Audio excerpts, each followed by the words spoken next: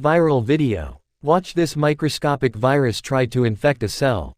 In a stunning feat of microscopy, scientists have been able to produce a video showing a tiny virus circulating around cells prior to infection.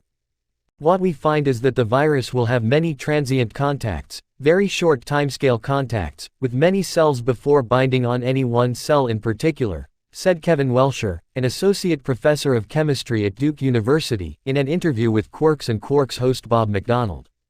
The improvement over previous techniques for capturing this kind of activity is like the difference between a modern Hollywood movie and a stuttering flip book.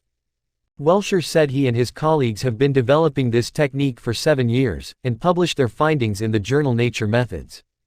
Their breakthrough came when they figured out how to track the virus as it moved among the three-dimensional layers of epithelial cells. These are the cells that line body surfaces, like in the nose, lungs and gut, that are the first to come into contact with viruses. Scientists are eager to gather more detail about how viruses hijack these cells, so this new 3D microscopy could improve their ability to observe the process unfold.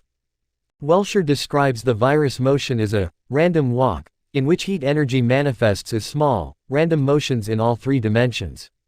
That, over time, propels the tiny virus particles around the extracellular medium.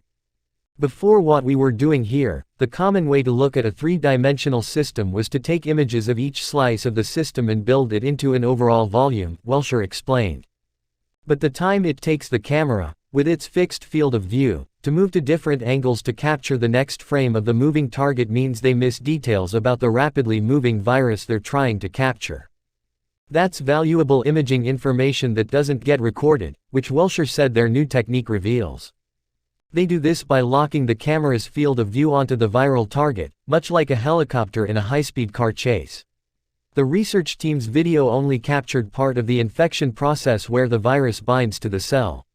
Welsher said the researchers' ultimate goal is to capture the entire infection process as a virus first makes its way through the mucus layer that lines the epithelial cells, and ultimately enters a cell to replicate.